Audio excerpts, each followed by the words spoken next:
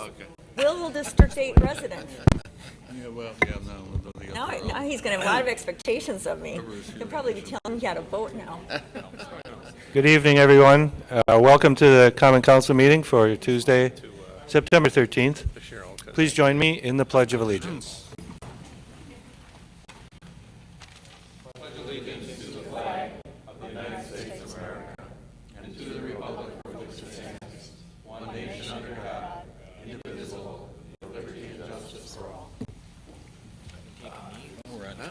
Let's have a roll call. Alderman Strelchak. Here. Alderman Pouquet. Here. Alderman Meyer. Here. Alderman Worth. Here. Alderman Garrow. Here. Alderman Huckins. Alderman Nurbin is not here. Alderman Adams. Here. And Mayor Abendroth. Here. We have a quorum, and the first item on our agenda is a public hearing for Ordinance 1476. This is an ordinance approving a rezoning to town center with a planned unit development and land use plan map for the properties located at 6200 and 6300 West Mequon Road and 11300, 11350 North Bontrock Avenue. This was recommended by the Planning Commission in July, and the first reading was at the Common Council in August. Move to go into public hearing. Second. Motion and a second to go into public hearing. All those in favor say aye. Aye. Any opposed? We are now in public hearing. I have a number of slips of people who wish to speak. Jane Schwanke is opposed and wishes to speak. And for Alderman Adams, Jane lives on Sherwood Drive. Where? What drive? Sherwood Drive. Schwanke here. Come up to the microphone.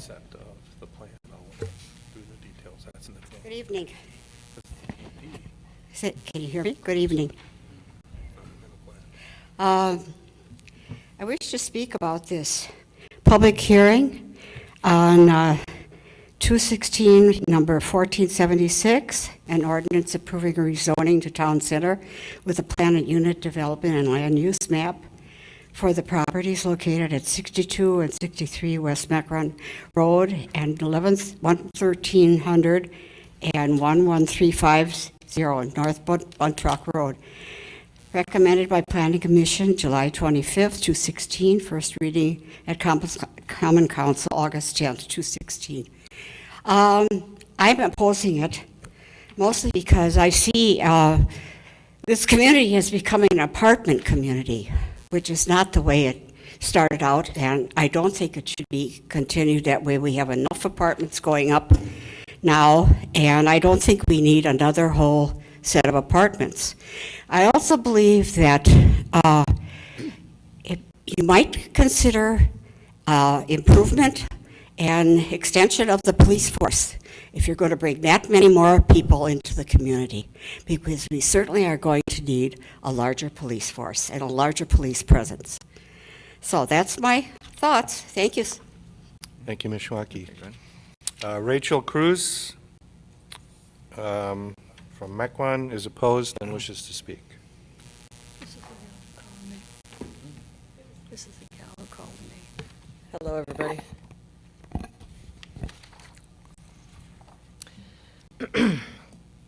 When looking at the history of this proposed project, we first see the city buying the smokestack building and white building for $1.5 million, when it was assessed at $507,000. The city said we needed this building for access. Whether that was the case or you guys could have written in an easement, that's to be determined. The city also threw into the developer's pot 12 acres of prime city land that is now going to be filled in, and that they'll cut down to make large mature trees. Then the city said the developers could apply for this project. They put out a request for a proposal based upon objective measures, which include something like the highest return, financial strength, and experience of the developers. You received 6 proposals and narrowed it down to 3 behind closed doors. Then you narrowed it down to 2, the primary developer that built the town center called Wired, and Cindy Schaefer.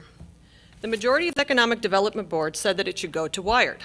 The Colliers Consulting Group, who's hired for $60,000 to bring in the best developers to develop this, also chose Wired. Then for some reason, the council had deliberations behind closed doors and rejected the professionals' advice. What was the reason for this?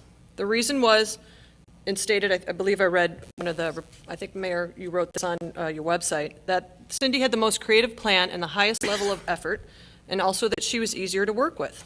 When looking at her bio, the Mequon Town Center was her first big project, and she partnered with a more experienced developer, Wired. And we need to look at the issues with this complex. There's no parking, it's not properly laid out, and it finally just rented out last week, I believe. So I was wondering, how did Cindy Schaefer get approved, and why was it behind closed doors? In an article Cindy stated on her website, she stated, "It is a lot of hard work. It is a lot of hard work and it's persistent," Schaefer said. "I don't take no for an answer. There are many different ways to skin a cat. There's some big guys that came into town and they can't get in here," she said. "They don't want to deal with it. They can go somewhere else and people will roll out the red carpet and say, 'Come on in and build your 200 units.' It's not like that here. They have been extremely high barriers into entry into Ozaki Connor," Schaefer joked, that her niche is now, "I pick the sites that nobody else wants," end quote. So Cindy is stating here that the big guys who are experienced cannot get into Mequon. Why can she get in over them? And also by picking sites that no one else wants. Well, there were 5 other developers that wanted this proposal, and Cindy might say that it's a blighted property, but it's not. There's prime acreage back there. So here we are. You picked the developer. She did an architectural plan for a potential of 195 units, and the city approved it. Now she's back with the experts and is going to present to you this evening, I believe, that the apartments and the restaurants and what it's going to be, but we're not exactly sure what it's going to be. And we're talking about approving the zoning for it anyways. The current proposal is different from the original one. For example, the original one had a plan of 28,750 square feet, give or take, of retail space. Now that is knocked down to 19,600 square feet. What else is going to change? How can we approve a plan before we know for sure what it is going to be? Also, in addition, I heard that this creative plan included things such as a walking area, lots of green space, a rock climbing wall, etc. And I believe from what I saw on the website, that's not what we're looking at right now, which I kind of feel is a bait and switch. Now, why this is not right. I know there have been a lot of arguments for people about whether or not this is subsidized housing. I'm not saying this is subsidized housing in the sense of individuals, but it is subsidized housing in the sense that you're subsidizing the property and you're selling it to the developer for $1. In addition, we're subsidizing because the city has a $7 million bond for the infrastructure to get it ready that they don't have to pay back until 2028, if ever, if the project's successful, hopefully. And when the developer pays back City Hall, none are going to the schools or the police or the fire station. All they have to do is pay back the interest and the principal on the bond and the property taxes. And that, in essence, is subsidizing. We live in an area that can support rent. Why do we need to subsidize a developer with a $7 million loan?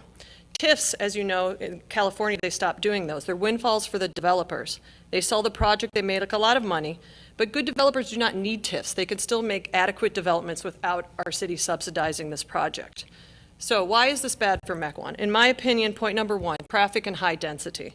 Traffic in the area is horrible enough in the area of the Mequon Town Center, as we all can attest to by parking over there.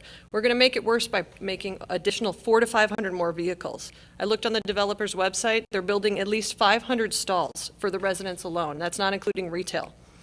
The city said that we need a traffic impact analysis, but I have not seen that, and I haven't seen it online. And if it is done, I think it should be done by an independent third party, not an individual that the developer hires. The definition of high-density housing is, quote, designed to hold significantly more people than is typical for much land in the region. 12 acres, 195 units, I would call that high density. Point number 2 are excellent, amazing school systems that we're all proud of. The developer is proposing townhomes, 10 3-bedroom units, multifamily 3 buildings that are 3 stories in height, which a lot of other people have apprehensions about. The developer is showing pictures of families with children in front of these apartments on the website. Any reasonable person would assume that many families will move into the area for our excellent school district. With rents as low as $1,200 a month, this is going to be a possibility for those residents. A Harvard study showed apartments built in jurisdictions with first-rate schools might be designed to be more attractive to families and therefore house more children. Currently, the cost to educate one child in our school, give or take, is about $11,000 a year. Let's assume there's 50 families in that complex. If you look across the street, there's a development that's been there for about 15 years. Actually, there's about 50 school children that live in there alone.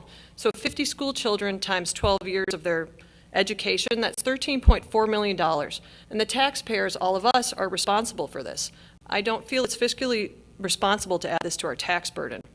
In addition, with that many more people, we need to get more, as the woman before mentioned, firemen, police. It impacts our sewers and our roads, and the developers do not pay for this. The people living in the subsidized districts pay for all this.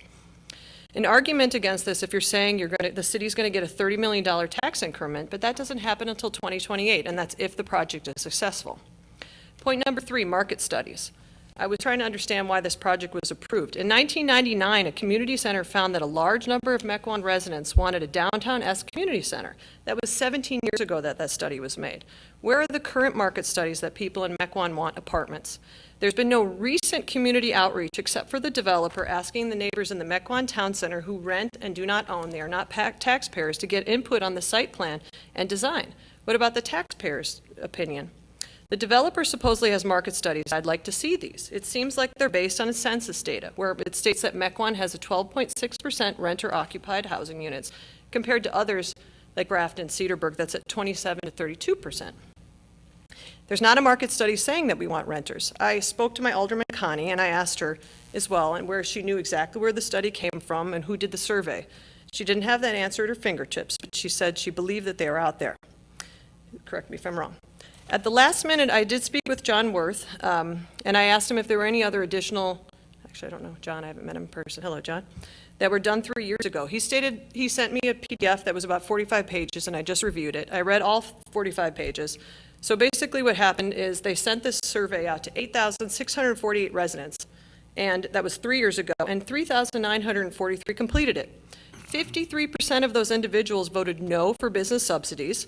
And among respondents for these surveys, all 3,943, every single district opposed having multifamily residential developments in Mequon. So, and I also stated that people move from Mequon for low taxes and for excellent schools. I really feel that you're supposed to be representing your constituents. And maybe it's been so difficult to build units like these in Mequon, like in the past, as Cindy Schaefer stated, because the residents do not want them. Our Director of Community Development, I really feel, is selling out our city. For example, there's another 33 apartments on 1 acre of land that we were also granted a subsidy for, I believe for $600,000, give or take. I really don't feel there's room for that many apartments, and there's no study showing that there's a room or desire for it. But there are studies that show where single-family houses located near apartments either experience lower prices or lower appreciation rates than houses located further away from these complexes. There's also studies showing that developer projects put financial burden on cities, and that apartments put financial burdens on the schools. Look at our population demographics. Mequon residents are not demanding apartments. The reason why developers want to build apartments is because it's cheap and easy, and the word is out that Mequon is giving out money to get them done. In summary, we really do not want apartments that overburden schools and produce less revenue for local governments and require more infrastructure support. We do not want higher density housing, which creates traffic congestion and parking problems. We do not want our taxes to increase and for our property values to diminish. You should vote no for this. At this point in time, we are way beyond our saturation point. I find it hard to believe that 195 apartments that will drain city resources is a good thing. We may argue again that it's great to contribute to our tax base, but they're not contributing for over a decade. That's if it's successful, and it doesn't cover our schools. If you vote to pass this, I am not saying this offensively, but you're opening yourself up for a lawsuit. Many residents have been speaking about this for the last couple of days.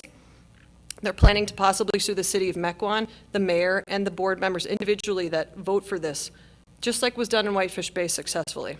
Why a lawsuit would be successful? Because we really believe that as our representatives, who we respect you, is that it's your duty to exercise your fiduciary responsibility to the residents, and we are not doing that right now. There's great documentation also in addition that you did these deliberations behind closed doors. You voted against the recommendations of the economic development boards and the consultant's recommendation. It was improper in many of our opinions why you did this behind closed doors, because you were not negotiating prices or contracts or any legal issues. So in essence, the closed door session was illegal, which was a violation of the open meeting laws.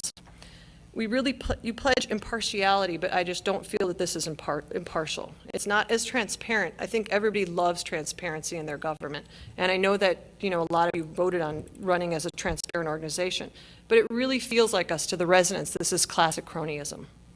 A lawsuit would state these above points. I greatly ask for you to vote no on this project. If not, the residents possibly may move forward with this option.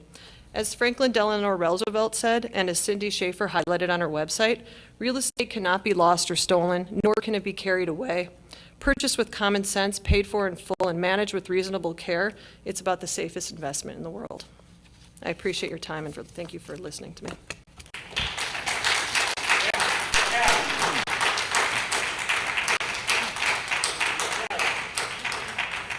Thank you, Ms. Cruz. Howard Silberman, 10954 North Cedarburg Road, is opposed and does not wish to speak. Bob Wallerstein, Parkview Drive, is opposed and wishes to speak.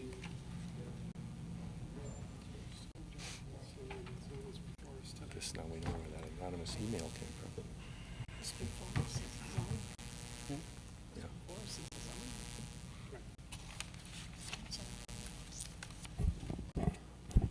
Good evening. My name is Bob Wallerstein.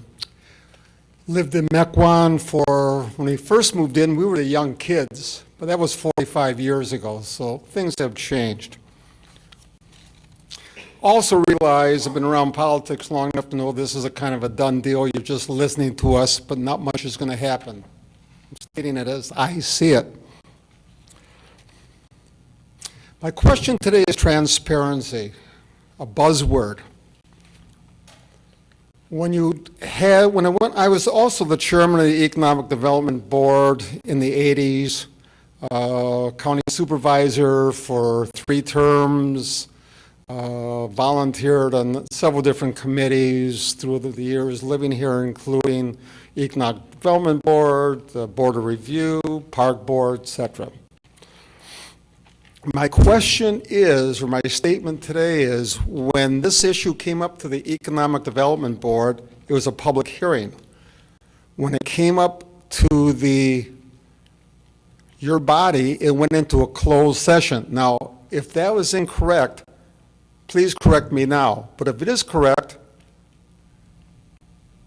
it is correct. And No, then Bob, it goes... Bob, the Economic Development Board does not hold public hearings. The Economic Development Board, Does not hold public hearings. well, when I was on it, it was. My question is the TIF loan. About whether it was open to the public or a closed session.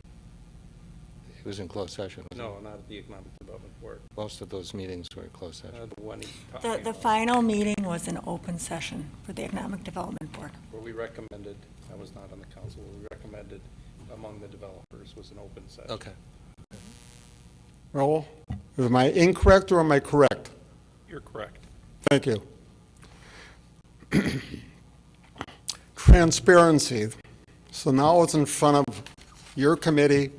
I would say by this point, it's about a 99.9% done deal. Letting a number of people speak on the issue makes us feel better, but nothing is going to change.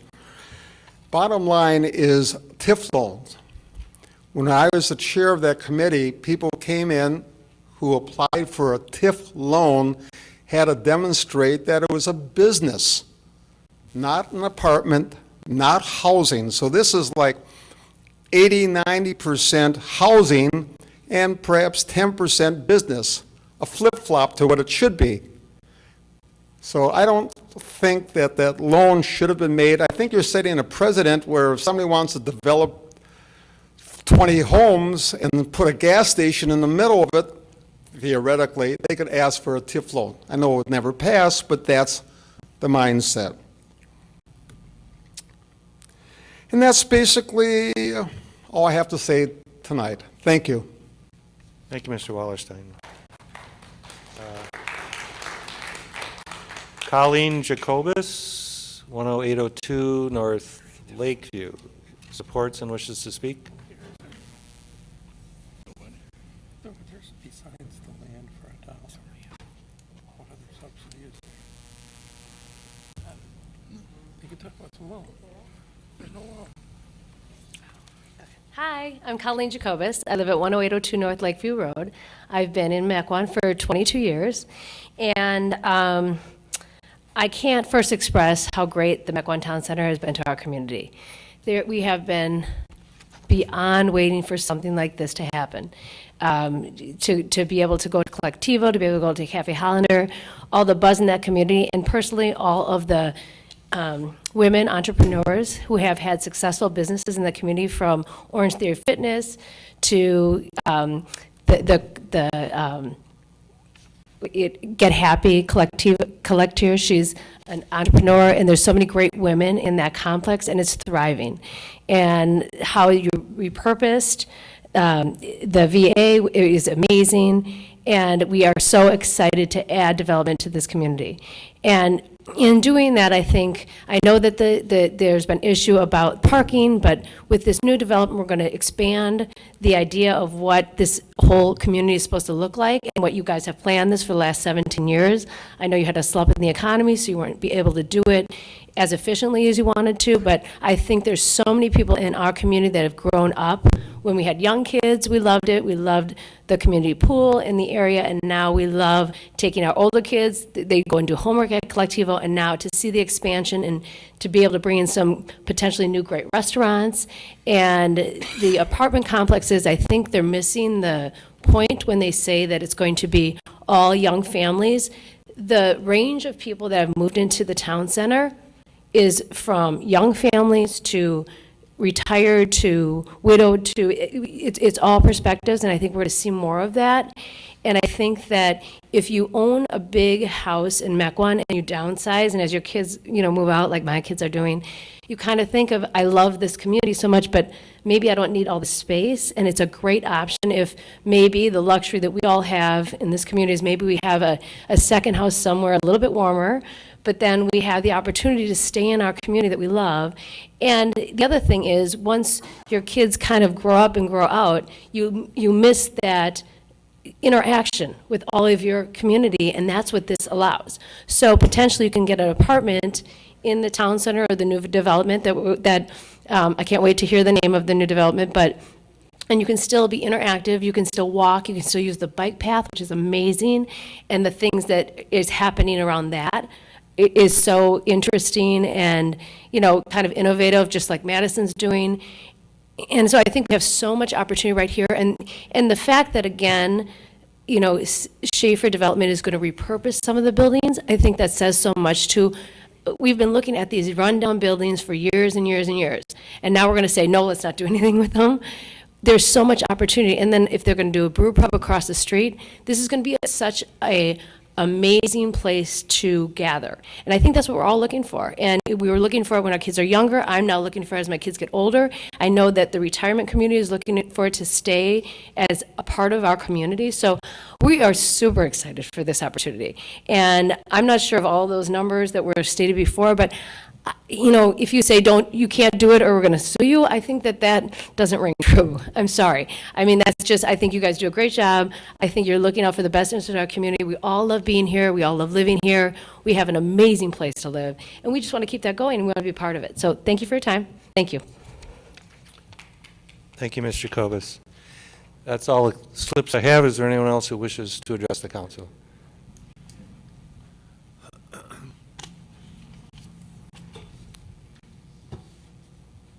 John Saffron, Lafayette Place, supports and wishes to speak.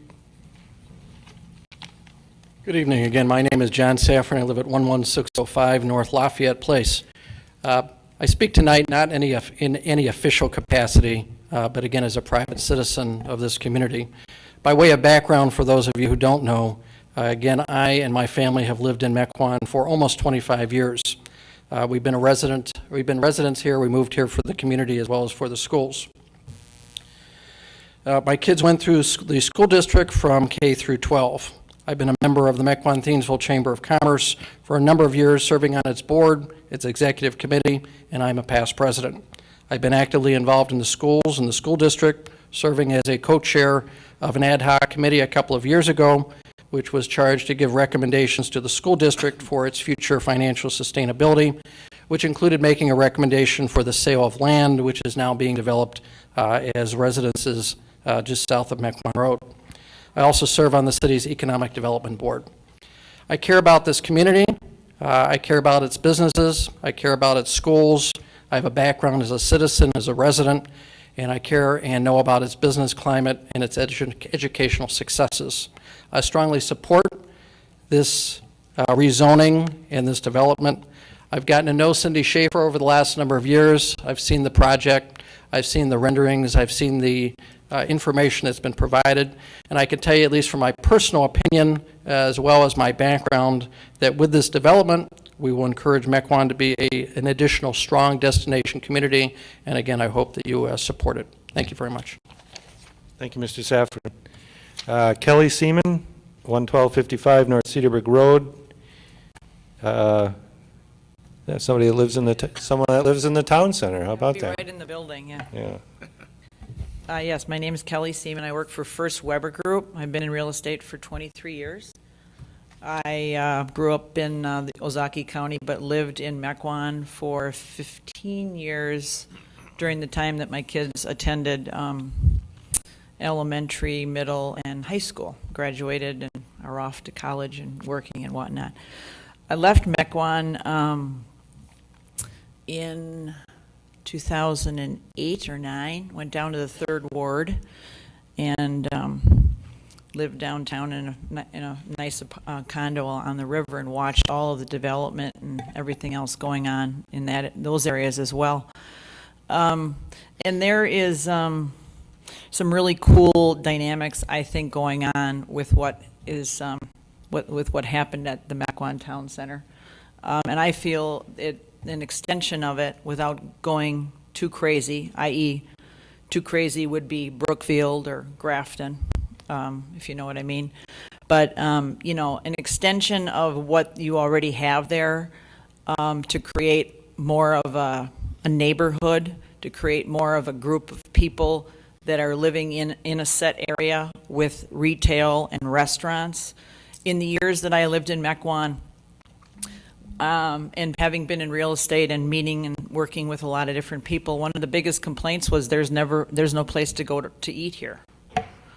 And I look over the top of Collectivo and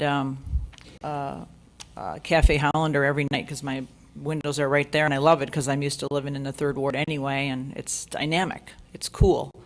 We've never had anything like that before. I mean, it's changing the face of the way Cedarburg Road and Thiensville feels, and there's excitement, and you can walk to Remington's or down to Cheel or whatever. So, yeah, you don't want all of that to get too out of hand because this is Mequon.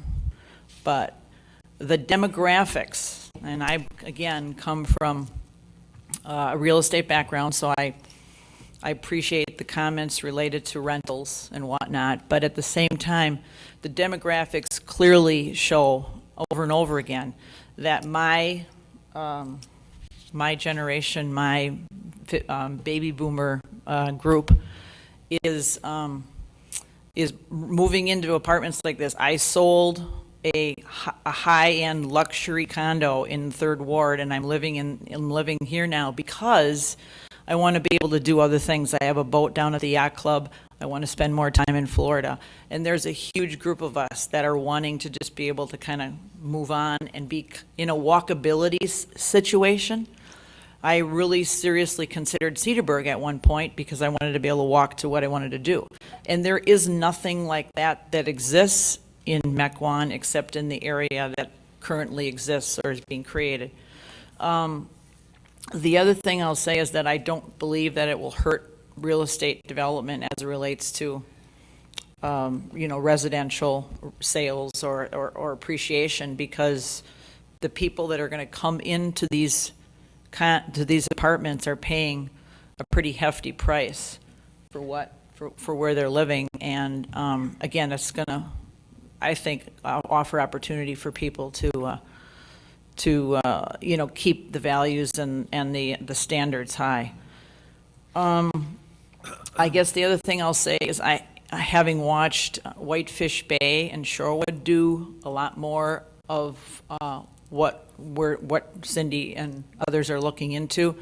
If you've been down in Shorewood on Oakland Avenue and seen some of the things that they're doing, what I really like about what Mequon Town Center represents is overall a much higher quality of living situation. And I went around and actually looked at some of the others, and it's much more for, call it your average Joe or whatever you want, but this is definitely a standard that's much higher and can create a pretty cool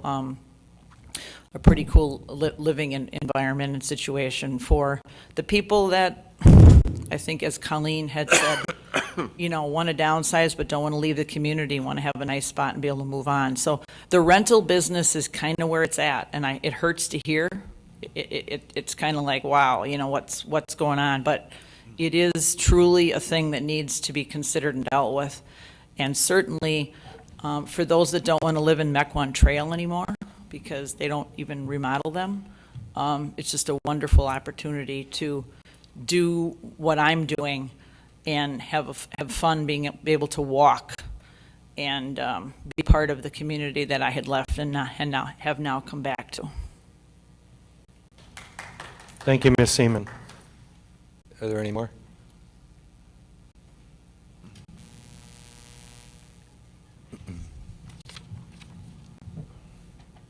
There's another one over there. Ruth Kantrowitz, 10419 North River Lake Drive, is opposed and wishes to speak. Ruth?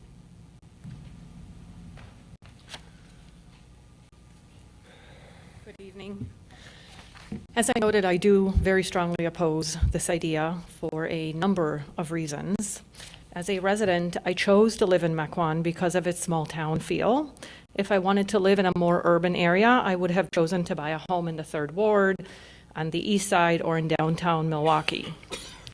Adding so many cars and so many people to such a suburban area is really not in its best interest.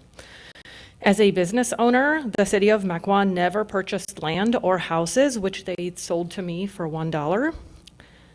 As a person who houses elderly and disabled, I certainly feel what I do is just as noble as building apartments. And if I had to pay full market price for what it is that I chose to operate in Mequon, I feel that choosing someone and handing them so much land for $1, in my opinion, is discrimination. As a parent of young children, I truly have very little interest in funding the education of others who don't pay into the tax system. I am a landlord in Mequon, and I very much appreciate my tenants, but when they pay their rents, a significant portion of what they pay me goes to Mequon in taxes. My understanding is that the developer here will not be contributing to the tax basis for many years to come and until their debt has been repaid, when and if it is repaid. Some time back, there was discussion in Mequon about building smaller homes more affordable for young families that could not afford what are typically mansions being built in Mequon, and I'm wondering, where has that plan gone? Why not invest in smaller homes that allow young families to become property owners instead of renters? I believe the residents of Mequon would enjoy more retail and amenities. The objection here is to the numerous apartments and to the associated traffic and strain on city resources. One of my biggest issues is just how much of this process was done behind closed doors. I feel all of you were chosen to represent the people of the city, and to hold such sessions behind closed doors without even bothering to ask them what they want, in my opinion, is not fulfilling your obligation and the reason that you were chosen. In summary, I ask the council and the developer to take a step back, pause, and find out what it is the residents of Mequon truly want before allowing this project to go forward. Thank you. Thank you, Ms. Kantrowitz. Dave Hagemeyer, 2903 West Woodfield Drive, supports and wishes to speak. Good evening, and thanks for the opportunity. My wife and I are 15-year residents of Mequon. We're very enthusiastic about the new project, in part because we're also business owners. We own the Supercuts in the Mequon Town Center. It's been a successful start for us this past year. It's one of 7 salons we own in the Milwaukee area. We get more pedestrian traffic in that spot than we do in any of the other locations that we have. We love seeing the energy, the enthusiasm, the community feeling when we're visiting our salon from that surrounding area between Collectivo, Cafe Hollander. It's a very, very nice area. We see people going back and forth between the Ozaki Trail and those areas. I do have some concerns about parking. Cindy has been very responsive to us. We have some dedicated parking, which helps our business, but ours is in part a convenience business, and we know that for some guests, parking has been an issue. So as you consider this, I hope we'll anticipate plenty of parking moving forward, and at a minimum, kind of messages out to the community so that if parking is going to be a challenge and we're looking for a walking area that we help communicate that to the community. We hear a lot about parking from guests that come into our salons every day. But Cindy has been great to work with. I work with 7 landlords, developers in the Milwaukee area, and Cindy is right up there in terms of someone that I very much hope to do business with again in a future development, which could include the new development of Mequon. So I support it. My wife supports it as well, and thank you for your time. Thank you, Mr. Hagemeyer. Anyone else wishes to address the council? Please give us your name and address. David Charney, 1440 West Wind Point Court. I'm in Hidden River. I've lived in Mequon with my wife for about 10 years. And I'm the president of the Association for Hidden River. And the reason why I guess we're opposing this project is the fact that because this was not an open process, there actually is a state law that says, and I can't remember the actual section in the book, but it is required by state law that this should be open to people to be able to see, especially with this kind of money for a TIF. In regards with that, I've never personally, in a suburban area, have never seen a TIF actually that was actually for an apartment development. Usually apartments are able to sustain on their own without the help of the city. Maybe the exception, you have some areas which a TIF is for. In some areas in Milwaukee, you do have that. But as far as I can tell, Brookfield, other areas, they have not used a TIF to this extent exclusively for predominantly just an apartment complex. That being the case, what my question for you up here, I guess, if this were to fail for some odd reason, the city residents would be on the hook for this because, as it's been stated, going forward, that the money is used to repay the bond. However, if we do have another recession, like we did back in 2008, there's a possibility that the city could be on the hook for this, which is the city residents.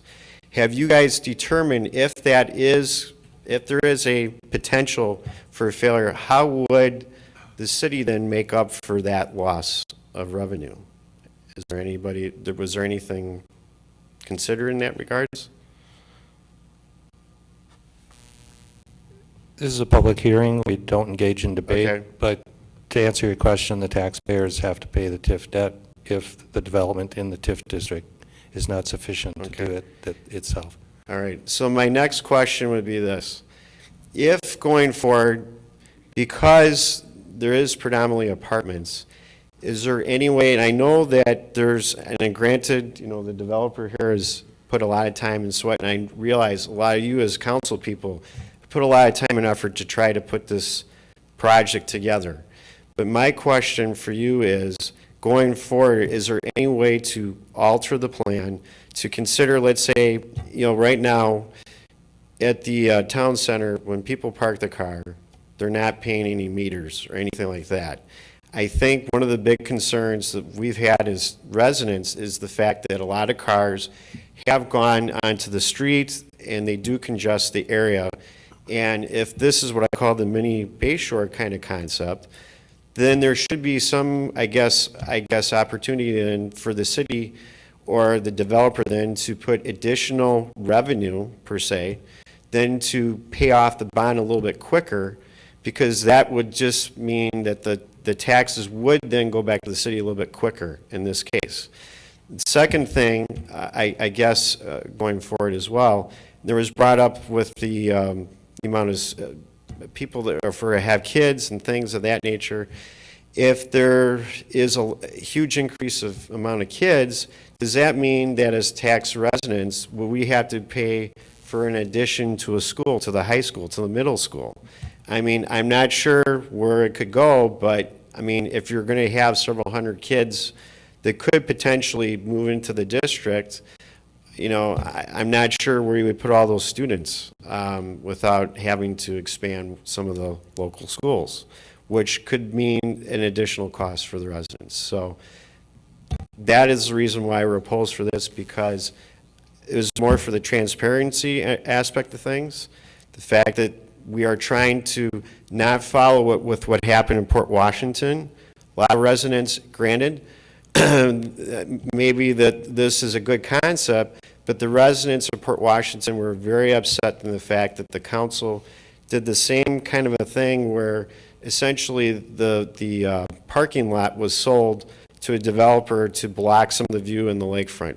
This is an entirely different project, but it's the same kind of principle, that as you as alderman and as a mayor, that we as residents have to know about this, because how are we going to trust going forward if there is not enough transparency? I think that's the biggest thing that we have, in addition to the fact that with this amount of money involved here, the developer of this nature, that this is, it just seems very strange and very odd that this would all be in this situation that we're in today.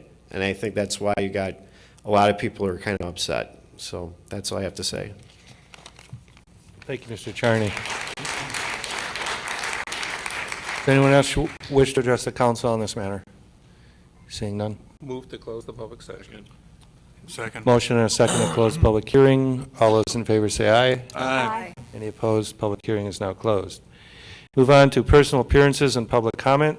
Citizens wishing to address the council on any matter not on our agenda tonight may do so at this time. Is there anyone who wishes to address the council on any matter not on our agenda? Seeing none, we'll move on to public officials' reports. I'd like to inform everyone that Franklin Energy Company has been honored as Ozaki Economic Development's 2016 Large Business of the Year, and the city has created a proclamation to give to Franklin Energy, although they are not here tonight. Just so you know, Franklin Energy is a national leader in the administration and implementation of energy efficiency programs, and while they are headquartered in Port Washington, they do have an office here in Mequon, and their company is made up, they serve 33 states, they have 120 clients and over 500 employees. So congratulations to Franklin Energy for that award from the Ozaki Economic Development Corporation. Mr. City Administrator. Thank you, Mayor. Just a quick update.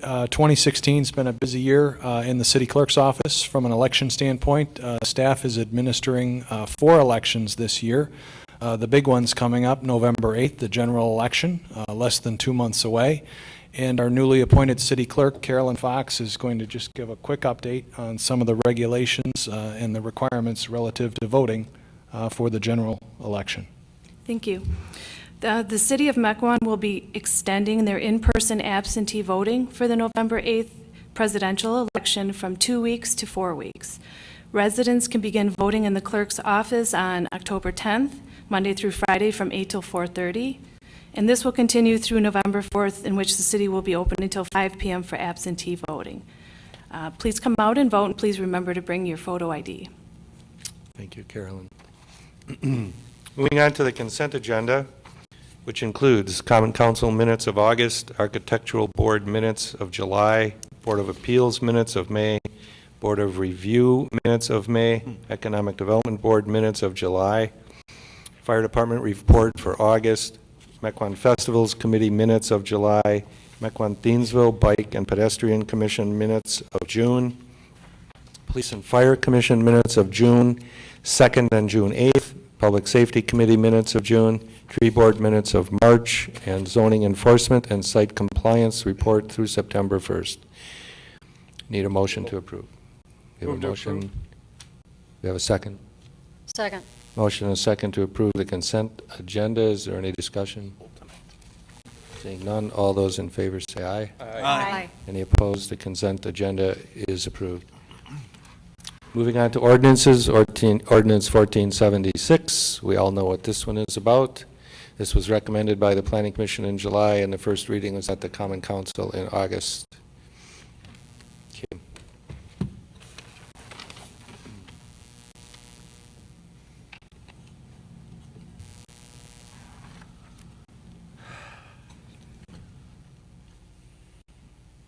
Not working. Beeps and it takes a while to warm up.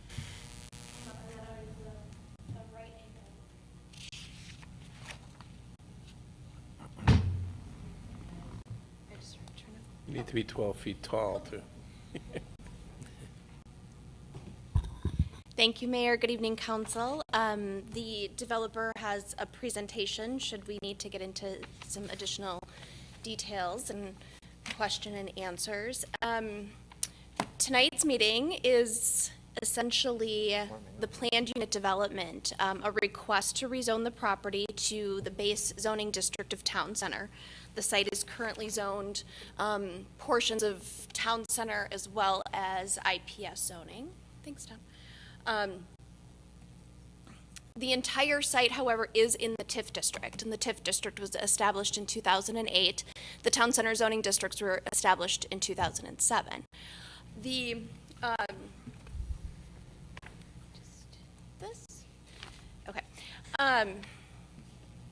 The requested action tonight under the rezoning talks about parameters of the development from a big picture standpoint, as well as action on a conceptual site plan, conceptual building designs and layouts, technical standards related to the proposed zoning district that's being requested tonight. What will happen if it were approved and supported tonight by the Common Council, it will return to the Planning Commission for actual approvals of building and site plan improvements. So what you're seeing right now is still conceptual. It's still the master plan. That's very similar to what we do for rezonings of other commercial development, but also our conservation subdivisions. Subdivisions like Hawks Glatton and Hawks Bluff, Hawks Landing, all of those are PUDs that come forward with a concept plan.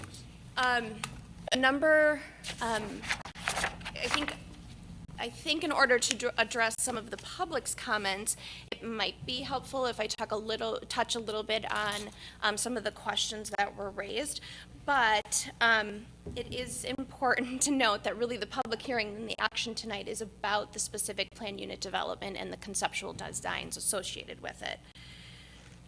We talked a little bit, or I heard a little bit about closed session and open process. Certainly the city has the ability to go into closed session for land acquisition. That's afforded to us by the state. But in addition, since decisions were made about offering this site for development, there have been a number of actions taken in open session and an open process. I think going back to November or December of last year, there was action to select this particular developer from the other candidates that submitted as part of the RFP process.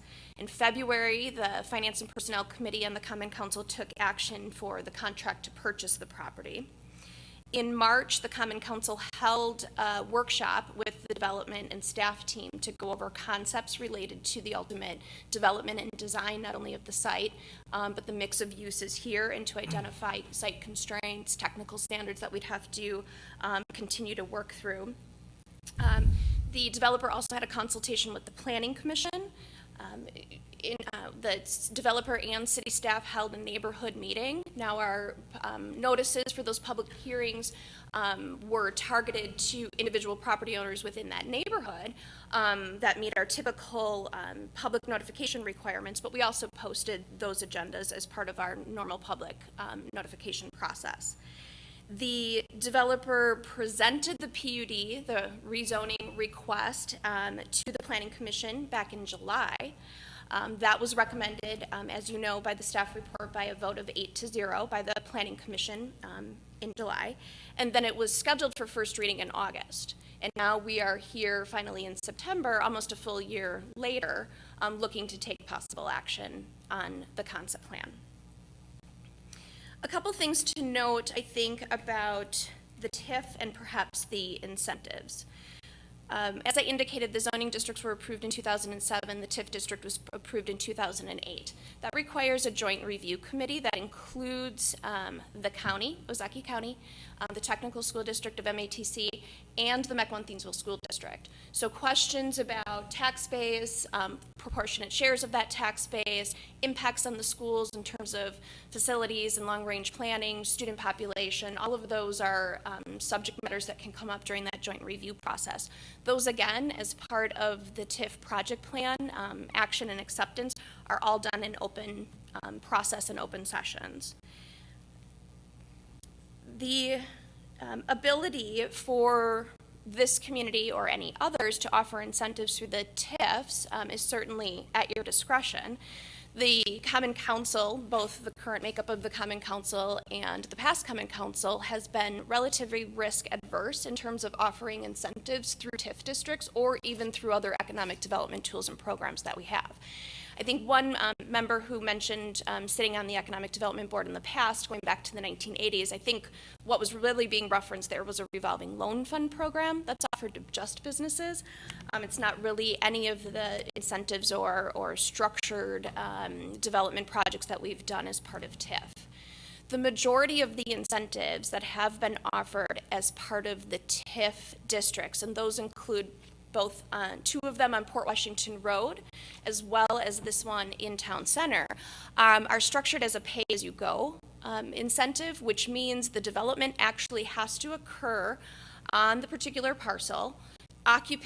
Construction has to happen, occupancy has to occur, you have to wait a full year, you pay as the property owner, you're paying your taxes to the city, and the city is recouping some of that tax base and returning a certain portion of that tax base collected back to the developer. So that's a very risk-adverse incentive offer to make. It is also structured, at least in Town Center, in a way that not 100% of that tax base is returned on an annual basis. It is also programmed into the structure of the formula of the incentive that the city's really only willing to pay for what we've defined as a gap, meaning we will help remove structures that are perhaps dilapidated, wells that are still in the ground, contaminated soil, perhaps parking areas that are not going to work with redevelopment objectives. We're helping the developer pay to remove those improvements from the property in order to bring the site back to a greenfield development and make redevelopment easier. So the city is going through a very tenacious process and methodology in which to offer these incentives, making sure we're doing it in a consistent manner throughout the various development proposals. And frankly, the Common Council also limited the amount of TIF dollars that they would offer through incentives, particularly in the Town Center zoning district. So we also looked at a cap on offering those incentives. Of this particular development, only 1.92 acres of the development was otherwise available for an increased tax base. Of the 13.5 acres that are being developed here, the majority of those acres were tax exempt because it was land that the city already owned. So it was really the packaging of this parcel that made the entire project or the entire land assemblage available. When the city looked at how to structure perhaps development or the sale of this particular property, including the purchase that we recently did of the Ross Wells site in the front, that did have some tax base being generated on it, our financial consultants helped us evaluate what that sale price should be.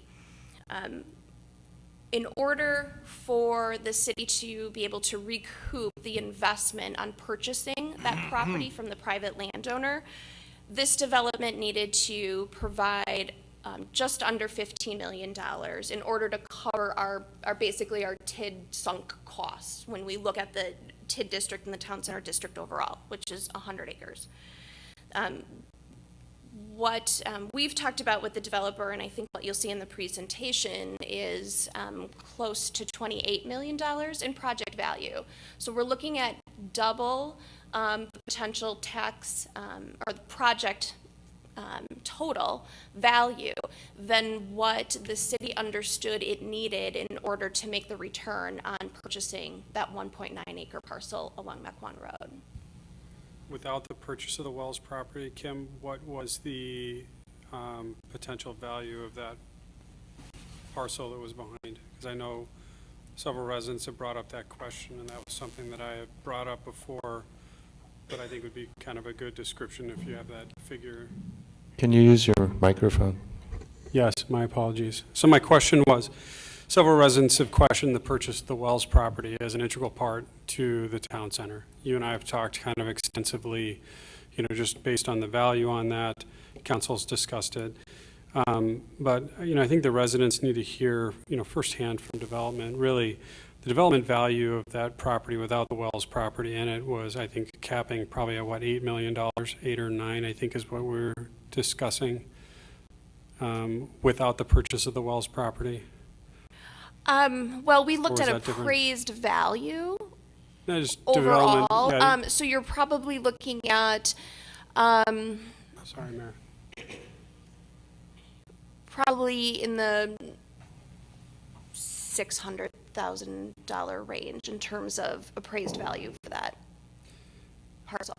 But the development value for the city-owned land, remember, because that was kind of one of the benchmark discussions I think that I would have always brought forward is, hey, great, we're looking at purchasing a parcel of land for a value that's above and beyond. But the numbers in purchasing the Wells property for the land added a significant amount to the potential development value of that parcel that's currently in discussion on being developed today. We're at 28 million, where I think we were capping under 10. Correct. And we didn't have several other projects on docket at that point.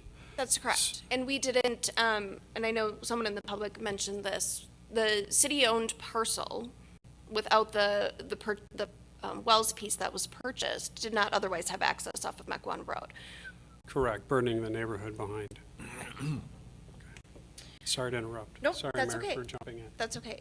There are differences between the submission as part of the RFP and what you're seeing today. We can walk through those as once we get to actually talking about the rezoning and the concept plan. There was I think perhaps a misconception about $7 million. There's no financial direct incentive being provided to this particular development. Certainly there's value in the land that's being sold to the developer. The $7 million that I think people are likely speaking to is that at the time that we created the TIF district in 2008, the council chose to borrow dollars at that time because it was advantageous in the financial market to borrow. We borrowed $7 million. We've utilized those dollars for a number of activities that are eligible in the TIF project plan that went through that joint review process that were ultimately approved back in 2008. And those included extension of water main. I mean, some people may not realize, but Mequon Road had no public water main in it from Wauwatosa to Cedarburg Road. It also included a number of beautification improvements, particularly the realignment of Cedarburg Road and the streetscaping. It didn't otherwise have a sidewalk on the east side of the road. It has gone towards some improvements to the riverfront park. And it has also gone towards some incentives in order to motivate the type of development that was allowed as part of the zoning district. So $7 million is the initial borrowing that the city did and has to continue to pay down in terms of the debt. So when I talk about that TID sunk cost of that $14 million, just as it relates to this site, that's what we're analyzing as we look to encourage and motivate for redevelopment, so that we're continuing to check the financial health from that borrowing of that $7 million. Can you also point out, because there's been some allegations that there's no taxes being paid by this development. Can you address that? Correct. Maybe once it's built. Once it's built, and we're projecting that for January of 2019, full assessment of the 13 plus acres, taxes will be paid. In this particular case, there's no structure of an incentive in which that tax base or any portion of it would be returned to the developer. So how much is that per year that they're paying in taxes? We're looking at over $400,000. And that goes to reduce that outstanding debt the city already has, correct? Correct. So if they don't pay that debt, if we don't have those taxes coming in to pay that debt, who pays that debt? Well, we'd either have to make it up through other development that's occurring in the town center, or at the close of the TIF, the taxpayers pay that burden. Thank you. The point being that if the $400,000 per year comes in, that helps pay off the loan, the tax incremental finance district loan that has already been taken by the city and used for the water main extension, for the streetscaping, for all of those kinds of things that the city has already spent money on. So we have to pay off that loan. $400,000 a year is going to help us pay off that loan. And frankly, it will help us pay off the loan faster and the TIF district faster than if we don't have that. And if we can pay it off faster, then that $400,000 starts applying to all of the other city services, including the schools. Correct. Thank you. So we talked about TIF a little bit. There was mention of high density and traffic. Globally, I'll just say that both of those issues were looked at the time of creating the zoning districts back in 2007. There was a traffic analysis done to look at the current zoning districts and the type of traffic that would be generated if we had full build out of this commercial corridor. It was always intended to be a commercial corridor. If we had full build out of it, what would be needed in terms of traffic improvements? That analysis was done. Then we looked at what was proposed under the town center zoning district, looked at the square footage of various land uses in terms of build out and compared what the traffic improvements would be necessary at that time. Of course, there is the possibility and the need for improvements under either scenario. That was not anything at the time that the council felt as though they didn't want to go forward with the redevelopment of this neighborhood as a mixed-use neighborhood versus a strictly commercial neighborhood, which was what the previous zoning allowed. In terms of higher density, I understand that this probably feels like high density, given suburban community. But in terms of planning and other definitions of high density, the zoning district affords for relatively medium density neighborhood. But you do, and all of you have heard it, who have been around for a long time, since the onset of the planning for town center dating back to 2000, every consultant will tell you that you need to build the rooftops and residential units in the neighborhood if you really want to create the type of mixed-use pedestrian-oriented neighborhood that appears to be the goal. Touched on infrastructure and utilities. I did indicate that the TIF district from the onset included the extension of water main. It also included some dollars to help invest in stormwater management from a neighborhood perspective. But the city of Mequon has always had the policy of developer build and contribute. That is no different on any project that's being developed in town center, and it's no different than the development that you're looking at tonight. The developer is responsible for extending public water, public sewer, stormwater management, all of the utilities onto this property in order to serve the development that they're proposing here. So all of the commercial, all of the residential, all of that infrastructure is on the responsibility and the financial responsibility of the developer.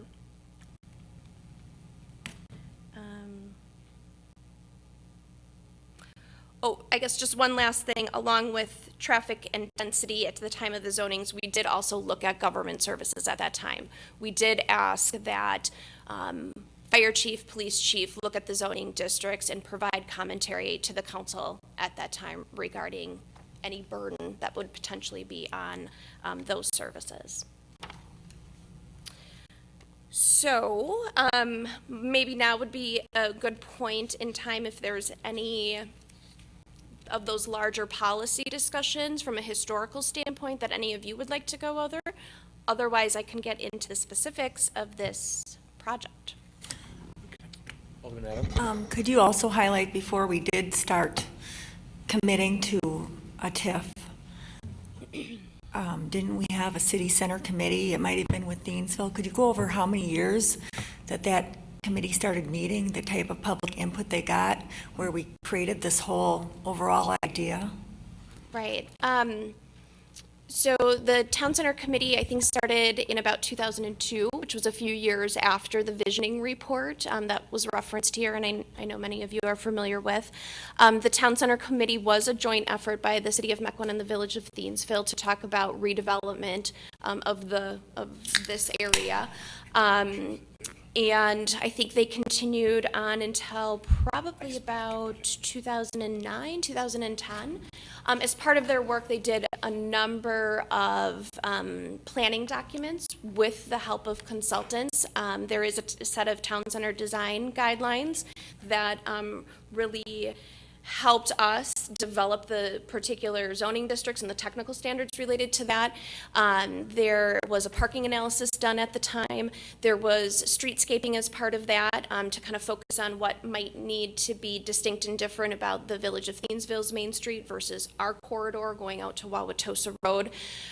They addressed riverfront park planning and design to make sure we were enhancing the Milwaukee River.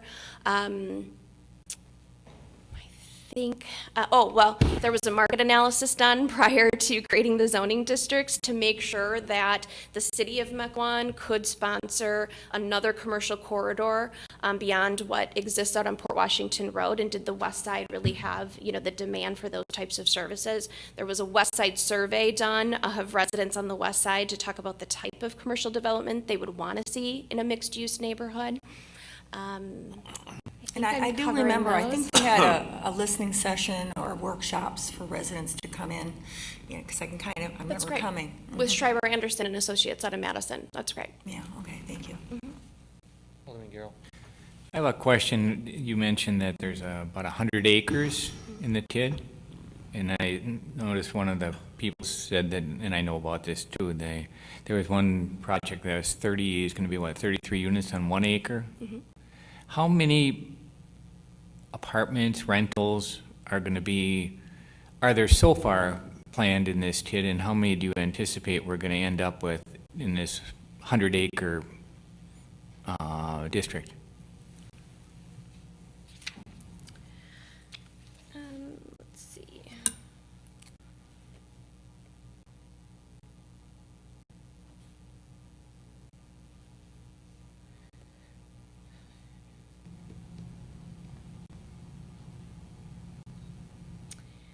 Including this development, we would be at about 140. Including this development? Including this development. This has I'm sorry, I did not include the 165, sorry. Nobody told her there'd be any math. I usually have my phone with me. 307. Thank you. Yep. Which is only slightly larger. I mean, how many units are there in the apartment complex that's just south of Mequon Road, behind? Summers, River yeah, Trail. Yeah, River Trail, I'm gaffing out. Are you talking about down on Cedarburg Road, the 93? No, River Trail. River Trail. How many units on River Trail? Mequon Trail? Mequon Trail, yes, Town not River Trail. Oh. Mequon Trail. I think that's around, I want to say like 160. I think it's higher than that. I can't quite put my finger on that one. Yes, I've leafleted it a few times.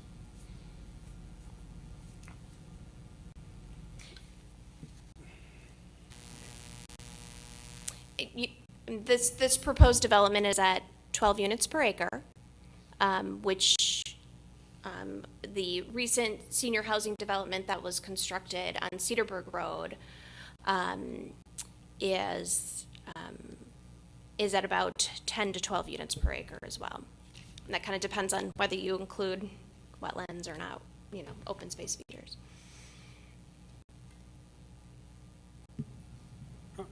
How many units are in the Wired Schaefer property? Just curious. 28. It was approved at 50, Okay. but they ultimately built 28. 28. That's on a 3-acre parcel. So the density of that particular project is 16 units per acre.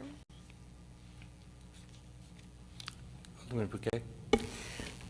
I guess, Mayor, I would simply like to point out that the process of planning the town center has been open and public and long. We have been doing it since the year 2000. There has been a great deal of citizen input to this planning process overall. The Town Center Committee was a citizen committee. the Planning Commission is made up of citizens of this community. This council is made up of citizens of this community. We have all been working toward the town center tax incremental district development for a long time. And there are many elements that have been brought into the planning, including apartments. The whole purpose of town center is to create a center of this nearly, 48 square mile community. We didn't have a center. People coming into Mequon didn't know where the center was. And now we do. That's exactly what we're trying to develop. And a center of town has more density than the outlying areas, than the suburban and farm areas. I've been a citizen of this community for 50 years and have been working as a volunteer in elected position for all of those years. When I came, this was predominantly a farm community. Most of the places, most of the subdivisions in which you all live right now weren't here. The farmers of this community supported the development in ways that took away their farmland. They were interested in the future of the community. That's what a community is. You plan for the future. You don't take care of just the here and now. You develop for the future and for the support of the children who live here now and their children. And that's what we're doing. This development is just a small piece of all that we've been doing for the last 16 years. And the process even to bring this particular development forward has been public. There were elements that were in closed session because we were negotiating prices, purchase and/or selling prices, or we were considering or hearing from developers and they had proprietary information that they did not want other developers to know about. So that's why we interviewed the three finalists behind, that wasn't even really behind closed doors. It wasn't a closed session. But we were very careful about how we did that because there was proprietary information being considered. When the final decisions are made, they're made right here in public by this council.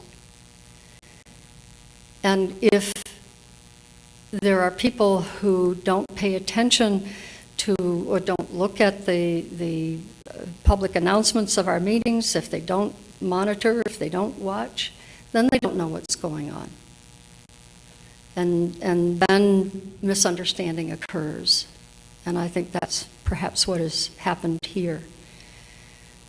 This proposal has been before us and has been working toward this night for rezoning, not for finalization. But it's for rezoning so that the development can go forward. The development to go forward still has a great deal of work to be done at the Planning Commission level. So with that, I support this rezoning. Are you continuing? Or are we going to? Would the council like me to give an overview of the project, or are you relatively familiar with it and do you want to jump into questions and answers? I thought the developer had a presentation. I think the developer would love to be invited up to the table. I don't know that they need to do a presentation or if they're just here to do any Q&A. Well, if the developer would like to come up to the table, you're certainly welcome to do that. Mr. Mayor, there is one further clarification that I would like to make. It was implied in one of the presentations that this developer simply talked to the residents of the town center as neighbors to this development, and that's not accurate.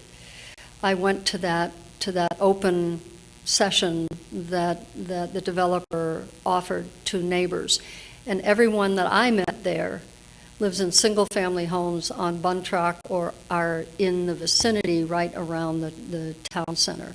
And they were very supportive that night. I think that should be noted. And as you've said before too, we're concentrating development in this area. And the reason to do that is to make the businesses more successful and to avoid development pressure from expanding out of this area into all the other neighborhoods of the community. So there's two prongs to that effort. Would you like to make a presentation or a statement? Yes, thank you. I appreciate the opportunity to be here this evening. I'm joined with Mark Ernst, who's the principal of Engberg Anderson. Mark works with some of the top developers in the community. Mandel, he worked with Wired, and we're very lucky to have him here on this project. I guess I'd like to start by thanking Kelly, Dave, John, and Colleen for speaking in favor, but I'd also like to thank those who commented, Jane, Rachel, Bob, Ruth, and David. And I think one of the things about Mequon, and one of the reasons people say it's tough to develop here, is that we really care about our community. So I value everyone's input and opinion. I would like to say that we have done a significant amount of outreach on this project. We had focus groups. We had open houses at the town center so people could see the quality finishes of what we did at the town center. We had a neighborhood open house, as been mentioned, where we had over 30 people come. And then when there was things happening over the weekend, I posted on Facebook, and I made myself available at Colectivo last evening from 6 to 8 p.m. so people could come and talk to me and ask questions. I had my site plans. I had about five people come to answer that. And then in addition, on my website, I have a tab called Schaefer Listens, and that's a chance for people to make comments and ask questions. So I've really tried to get the feedback from the community. I've worked on this project, or the town center project, for over 10 years. I invested a significant amount of money in the original properties that are here, and I've invested almost $100,000 to date on the pursuit costs of this project.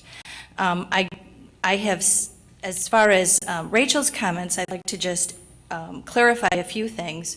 The market studies, we've done 3 market studies. We've had a Baker Tilly market study, we've had a Tracy Cross market study, and then in addition, we looked at the actual census tracts and the market there. So we've spent almost $10,000 on market studies. We wouldn't invest almost $30 million in a project if we didn't feel the market was there. As she stated, and I have stated in the past, only 12% of the market is rental in Mequon, which is significantly lower. I believe I have a slide in there. It's kind of in the back. I'm going to go a little bit out of order just to answer some of the questions. And the market study shows, and Rachel, I'd be happy to sit down and talk to you and show you the market study and go through it with you. But the market study shows that we have a significant amount of pent-up demand in this community. It's at the end. I wasn't sure if I was gonna talk about it, but yeah, there it is. So the absorption rate, that looks at a monthly absorption rate, that looks at the percentage of rental units. So you can see in Mequon we have 12.6% versus 31% in Thiensville, 23% in Cedarburg, 27% in Grafton, and 32% in Port Washington. That being said, I know some people still don't want to see rentals, but we don't have a high percentage of high-density housing in this community. As far as a traffic study, the city directed me to the top traffic researcher, which is TADI, and I've worked with them on what they wanted to see. I do pay for the traffic study, but we work in connection with each other to make sure that we get the correct information. And then I guess one of the things I guess I'd like to explain is just what's happened in the real estate community when the market failed.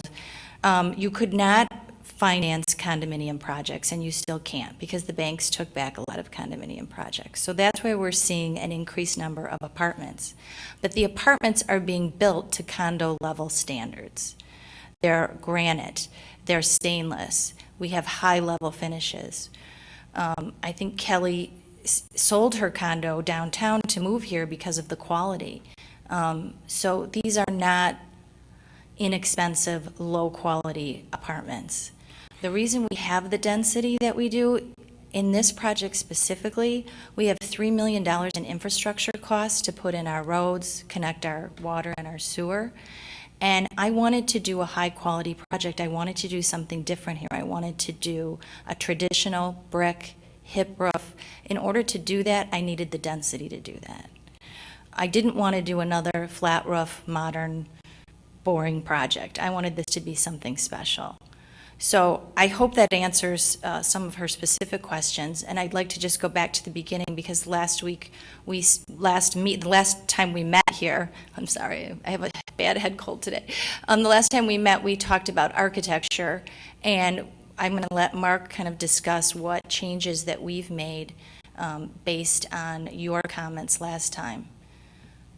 So let's start with the site plan and just kind of show, the next site plan shows the engineering, and really this is why, when we talk about why we change things, it wasn't a bait and switch. When you do an RFP, you have no idea what's going on underground. So this is what that site looked like after we spent the money on the civil engineering to look at it, and why we had to make some of the changes that we did. So I'm going to let Mark talk about the architectural details. This is a great illustration. We knew a lot about the site when we responded to the RFP, but we didn't know everything. And these are all identifying various easements over the site, utilities that run through the site. There's a steam line. Some things we cannot move, and some things are being abandoned, but we had to understand all that as we developed the plan. So the plan naturally evolved during the course of the development. We also, a significant issue we had to, and I'm not the engineer, so was dealing with stormwater. About the site that it's kind of prone to some flooding, so we had to kind of wrestle with that.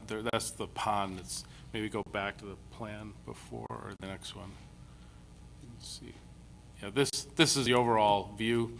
So I would say it's very consistent. The plan we're at today is very consistent with the original intent of the plan. We're repurposing 4 buildings or 3 buildings on the site, and for the retail component, one call it to be determined building, and then the rest is residential, multifamily, and then a row of townhouses on the west side of the site. All of that is very consistent with where we started with the design. So this is the plan as it exists today. To the left is the townhouses, the row of townhouses. The 3 buildings moving to the east are the multifamily. There's a planned kind of clubhouse amenity area in that zone right there. That the building, which is rendered, I guess, in blue, kind of terminates that bend in the road, the main access point to the site. The orange are the 3 repurposed buildings.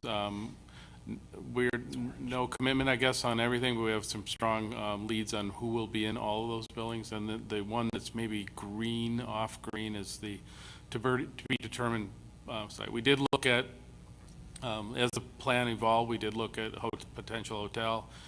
We pushed that aside for now. And the encouragement we actually got from you the last time we met, I think, was don't rush on the to be determined building.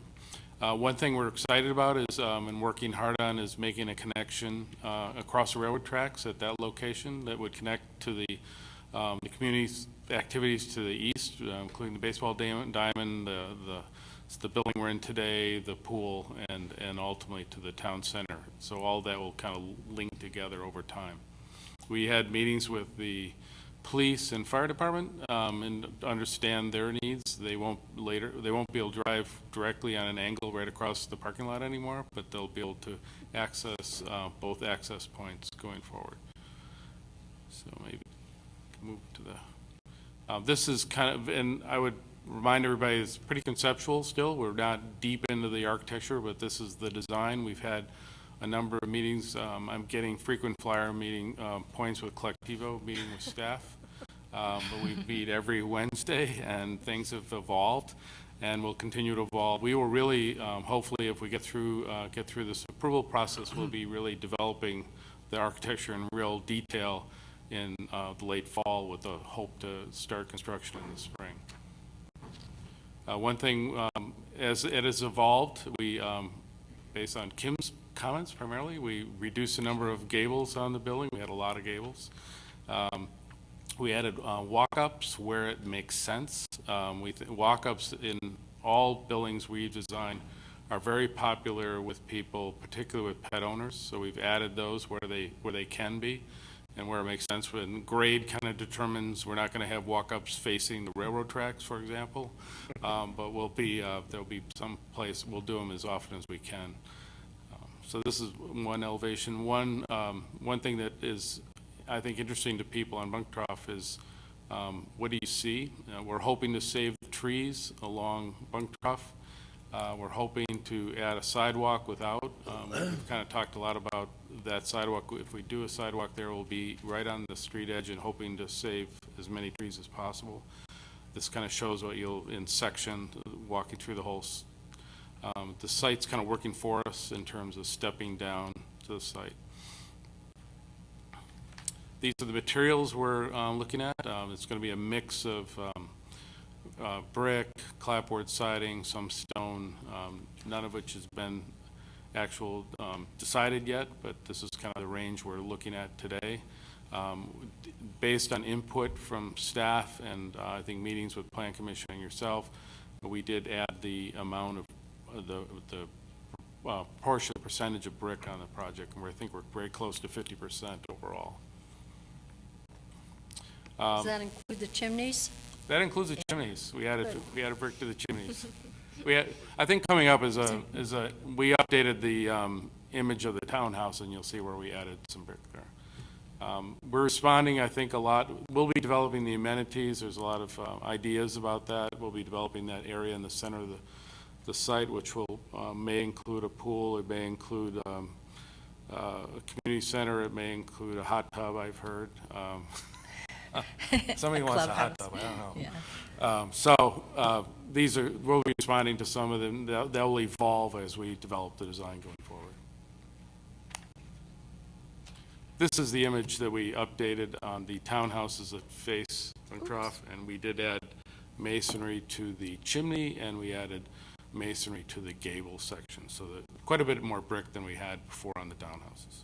I hope as you move forward, the south faces of the apartment buildings, that you create the walk-ups there as opposed to just on the sides to give it more of a face that direction. Yeah, I think we will. I think we'll do them where they make sense. We'll have at least, everybody will have at least a balcony, as whether you have stairs. It'll really be determined a lot based on. Just so that looks like the front of a unit rather than the back or the side of a unit. There really is no backside to the buildings at this point, which is a challenge.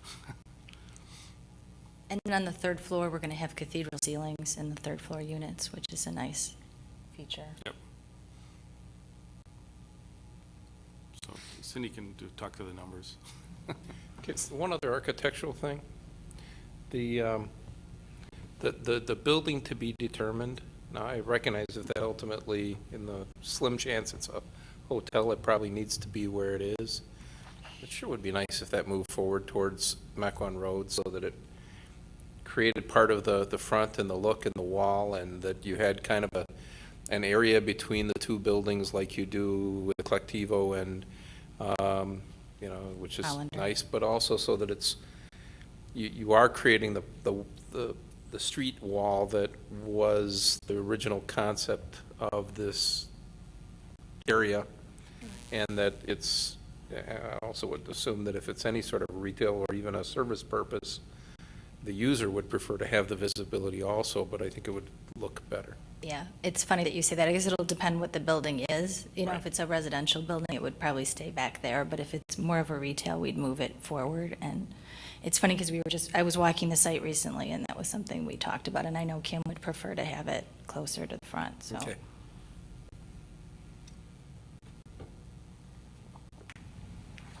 I think Kim clarified this. This is just a breakdown of the units, the values, the mill rate, and the total increment. So the project will generate over $400,000 a year in tax revenue.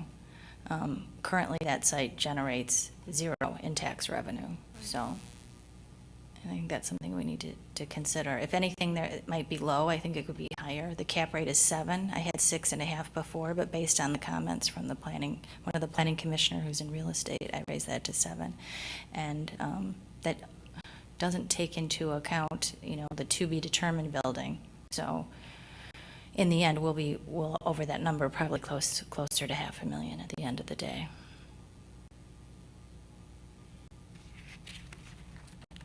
So those, I went over just the research. So we're happy to answer any questions you have. I'd move approval. Second. Motion and second to approve. Is there any questions, discussion? Alderman Meyer. Do you have the original concept plan I do. that can be, Oh, no, I do not have it electronically. But she did do a very detailed comparison today. really? Yes. I have questions. I'd be happy to pass it around if everybody wants to. No, that's Okay. fine. I apologize for that. I guess I haven't changed my thoughts on this. I have, because of our percentage here and Mequon is lower than everybody else in rentals, it doesn't mean that we have to go around and try to catch up to everybody. There is a need for it inside here. I know we need to rezone this. I'm very leery about the fact of adding in more apartments inside of the area. The size of the apartments that are going in, and I'm talking about the overall building height and that, I think that I've made my concerns about that very clear on the first one and on this one also. I didn't vote for the last one because of the heights of the buildings that when we originally started on, there were going to be 2-story buildings, and then eventually ended up being 3, and I don't know how you get a half, but 3.5. This one's 3. I still think that we could do this and get this accomplished with 2 stories inside of that area instead of that, and cutting back some of the apartments. I look at the plan, and while I think the buildings look nice, I still don't see the amenities that we had looked at beforehand in the original concept plan for it. We don't have a lot of those that were put out there at first. I see a lot of parking, and I see a lot of apartments, and like I said, the last common council meeting, I don't see a lot of retail that a lot of the residents in my district, and when we had the survey, they wanted to have more retail. There wasn't a real scream for more residential. As a matter of fact, in the survey, it had that it didn't want to see multifamily housing. So going along with what was in the past, and I predicate all this, and I was one of the first people, out there along with Christine and a couple of members here that kind of pushed to get this whole thing started because of an original survey that we had a long time ago and wanted to see a community gathering place inside of it.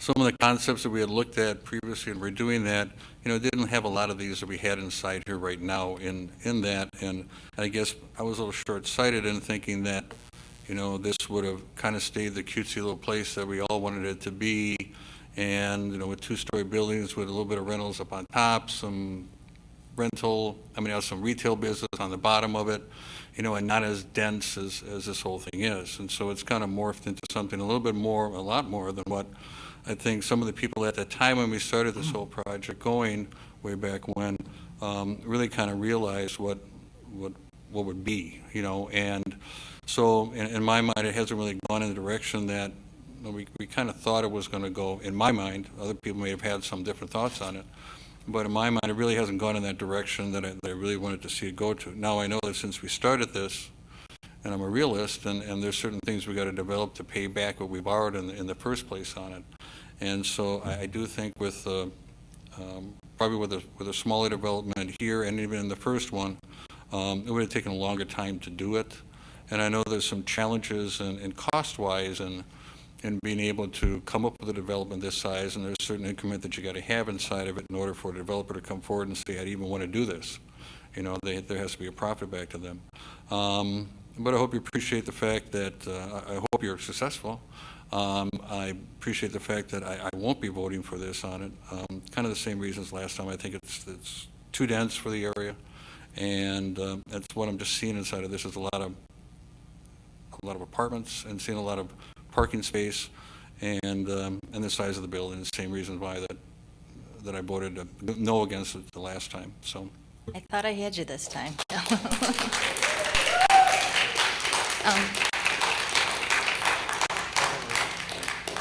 When we looked at building, and we did have a component, one of the buildings was 2 stories, and when we looked at when we discussed it with our contractors, you can't afford to do underground parking with a 2-story building. So we would have had surface parking, and that wouldn't have been a viable option here. So that played into it as well. I think if you had more retail, you'd have more parking. Exactly. More retail will result in more parking. Yeah, Right. yeah. If you're opposed to parking. Alderman Worth. Well, my friend, Mr. Alderman Meyer, and I approach things a little bit differently. I'm slow to warm to things. I didn't like some of the early expenditures for the town center. I may have had a different view on when this project got going than some people do.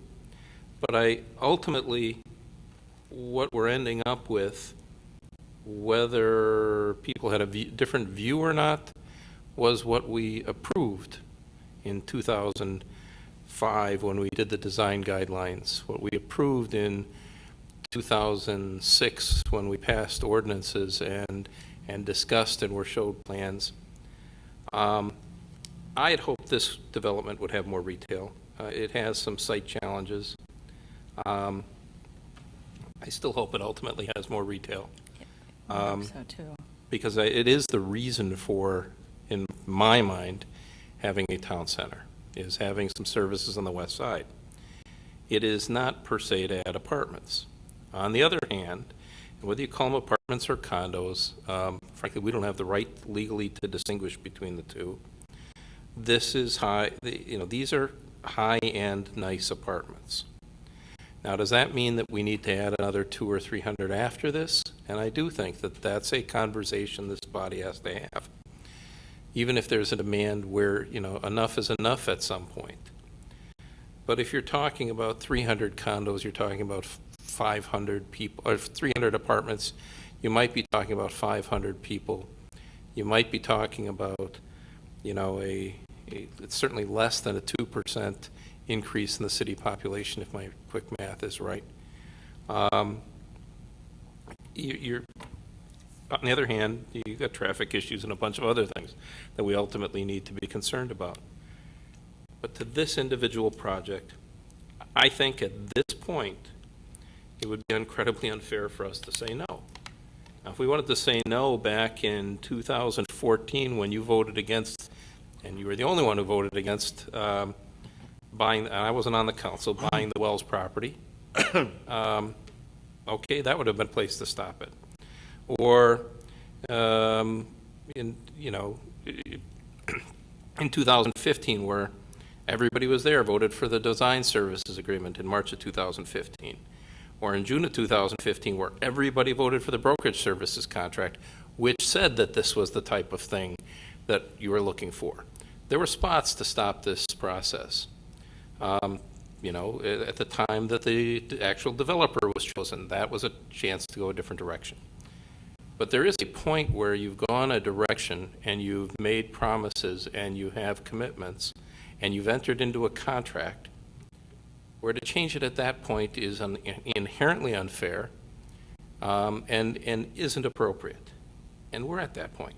Now, do we want to hold Ms. Schaefer's feet to the fire going forward? Absolutely. Do we want to make sure that the Planning Commission's looking carefully at the plans to make sure they're well done and that the amenities that were promised, maybe not the exact amenities, but that the amenities are there? yes, that's when that'll all happen.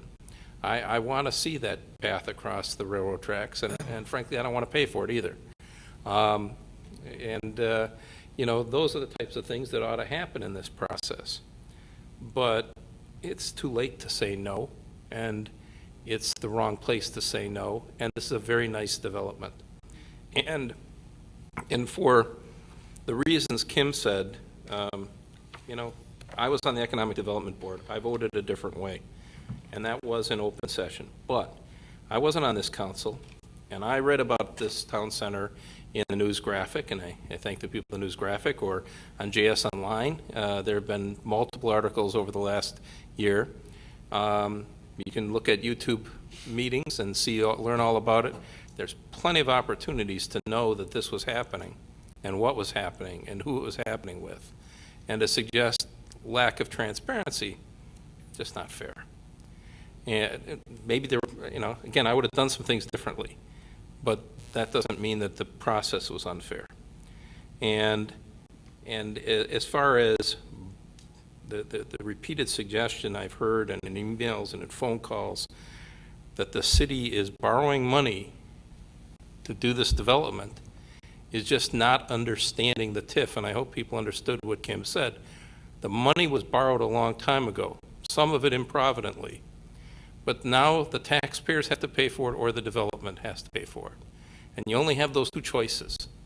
I don't want to see the people in my district having to increase taxes to pay for the improvements that have already been made in the town center because we decided not to approve some developments. So I'm voting for this. Alderman Gill? I would have voted along with Alderman Meyer, but I was not permitted to vote no at the time because I was out of town. But I was also at the Economic Development. Not the I was first the alderman at the Economic Development Board meeting where Mr. Worth at that time opened up that meeting to the public, although the public couldn't be there because we voted on a closed session to open it up at 7:30 in the morning, and none of the public knew that that session was open because we didn't know it was going to be open. And I did look at the site plan from that board meeting, and retail, I'm just looking at, we had this is the Schaefer plan, overall site plan uses. Retail, 11,500 square feet, first retail operation. Another one, 5,100 square feet. Next one was 2,350 square feet. Next one was 9,800 square feet. So we had 4 retail operations in that plan for 28,750 square feet. A hotel for 17,750, restaurant for 6,000 square feet. Total number of rooms in the hotel was 70 to 100. We had a 3-story multifamily with 20 units.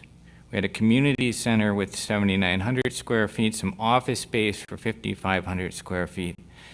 We had some more units, rental units, 60 rental units in a 3-story multifamily and 10 townhomes. So we had, today we have total retail, I think 19,600 square feet. That plan said 28,750 square feet. We have today 165 to 195 rental units. This plan had 90 rental units. We had, you know, it was a concept plan. This is what was being voted on. We had a rock wall. We had a number of different things. So this plan is quite a bit different than what was voted on as a concept plan in that meeting. So I wrote a letter to the editor. I'm not for rental units in TIF districts, and because I like to do math, and that's what I do as a profession. And I did a little bit of analysis, and that's why I asked him how many rental units are we going to have in this total TIF district, and you said 307. None of those. 307 being constructed with Right, this. right, not- or not this the- one, yeah, not in the whole district. but let's say just say this is, we extend this to 195. If just 1 in 4 of those homes had 2 children, that's going to add 100 kids to the school system. And some say, well, it's not really $11,000 a year, but if you do take, what the school's budget is divided by the number of students that are there, it does come to a little over $11,000 a year. And that's $1.1 million a year schooling costs that does not get paid from the TIF district to the schools. That's picked up by taxpayers outside the district. So just some math on that, even if we did bring in $500,000 toward the tax base, the rest of the taxpayers are still going to pay over $1 million for that schooling because the money that we collect here doesn't go toward the schools. So that's a problem that I've always had on these. I did look at that same study that we had when we did the, what were the residents looking at. I read that study today, and it said that only 16.5% of the residents favored incentives if it was going to increase taxes. Now, I've told Cindy, I talked to Cindy about this, I'm not opposed to the project, but I am opposed to, I would have liked to have seen it be more of a 55 and older, because that's a demographic that's going to be moving into here, hopefully, but if we have a lot of kids, we're going to be, maybe the city doesn't collect the $500,000, but the residents still pay it. So either way, if we lose out on $500,000 a year today, the residents are still kicking in $1.1 million for these students on average. I also read somewhere where it said, well, geez, if it's not really $11,000, it could be plus or minus. I did go back, and we lost 550 students since 1997 in our schools, but the budget didn't go down, so we're going to be adding cost to the schools. I would have liked to see a skateboard park, if you really want to bring kids into here, into this area. So this plan is significantly different than what we voted on at the Economic Development Board, but I did vote against it at that board meeting. My biggest problem with this is that I don't believe we should be subsidizing apartments inside of TIF districts. I'm opposed to those. I also believe we're probably well at the saturation point with rental properties in Mequon. Some of these studies were done a long time ago. I talked to a gentleman who was on the planning for this. He said this looks nothing like what we talked about when I was on that committee in 1999 when we were putting the idea of this together. So that being said, I'm sorry, Cindy, I really like you, and you're probably going to pass anyway, but prudently for the taxpayers and for the city, I'm going to be voting against this.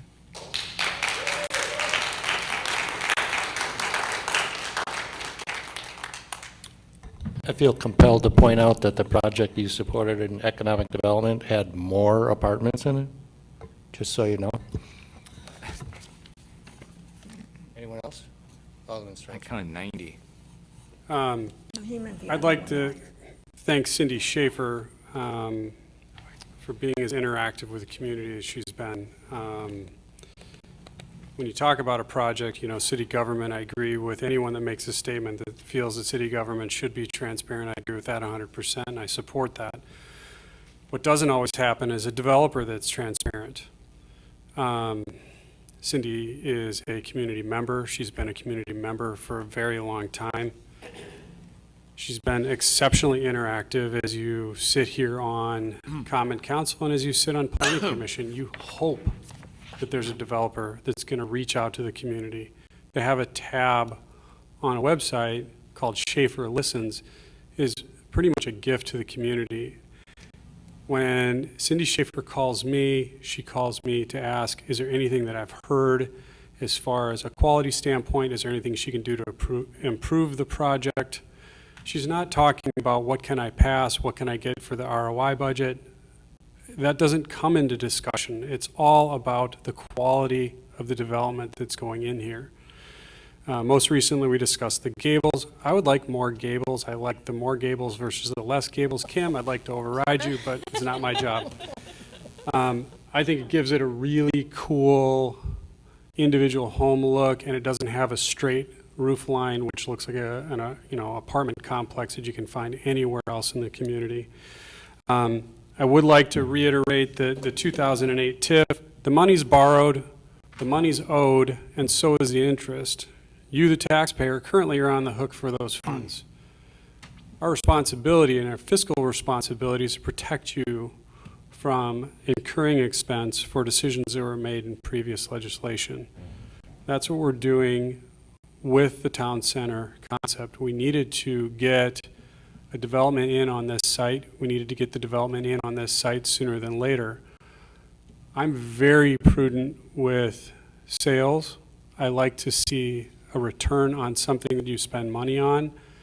Economic development, which was an open session thing, recommended that the site be given versus sold. I wanted to see a pro rata. Personally, I would have liked to have seen a pro rata based on amenities for the community. They said that was really too hard to manage and litigate effectively, so I would have eventually, and I did eventually vote in support of the transfer of funds. But the reason for my doing that was, as I discussed with Kim earlier, the value of this development single-handedly covers the TIF. The fact that the city showed the commitment to purchasing a property and rehabbing a property that was a known blighted property, it was an eyesore of the community. You know, we had this beautiful building here on the corner, Mequon and Cedarburg Road, and then you had a building that, you know, in my opinion, should have been condemned years ago, next door to it, which is going to get rehabbed and be in first-rate quality after this is done. There's an improvement to the community. That's why TIFs are typically created. Based on the city's commitment, Kim, what is the figure? It's over 60 million of other developments have come and asked about it, including the brew pub, including a couple other apartment complex. Summers expanded a second time. Correct, with this development and all the others that are either constructed or in queue for construction, yes. Okay. Correct in the assessment that the TIF funding, as it's getting paid back, those tax dollars do not go to the school district, but as soon as the TIF is paid back, it does infinitely. Correct. So all future tax dollars will go back to paying the school district. You're currently on the hook for the dollar amount of the TIF. The developer is going to pay back that TIF.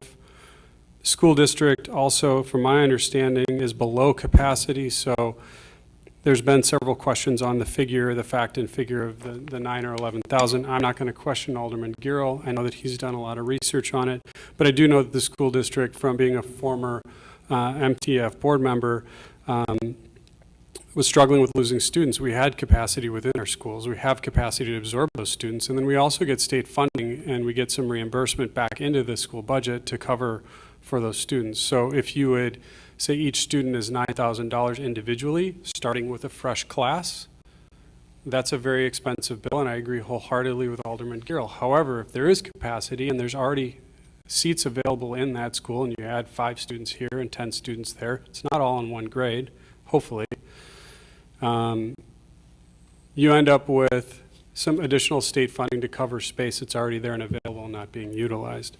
So, you know, I at some point would like to see a little clear determination from the school district, just kind of on where that funding actually hits. It's a confusing formula. On my 4th year in office isn't really cutting it for me. I'd like to see that formula and exactly how that works out so I can speak more clearly on it. I'm comfortable with the developer now, more so than I was when I voted in favor of them.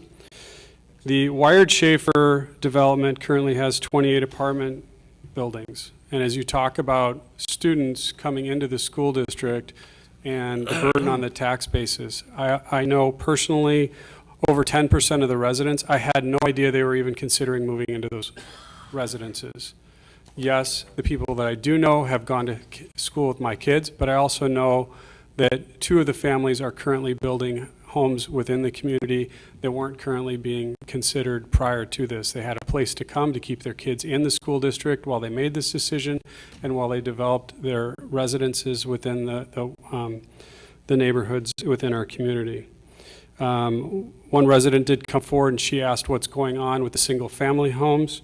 On Planning Commission last night, that discussion happened. It will be available either on YouTube. It's also available online and other places. That is getting addressed, and Mequon is possibly the site of the next Parade of Homes. Parade of Homes gets citywide advertising.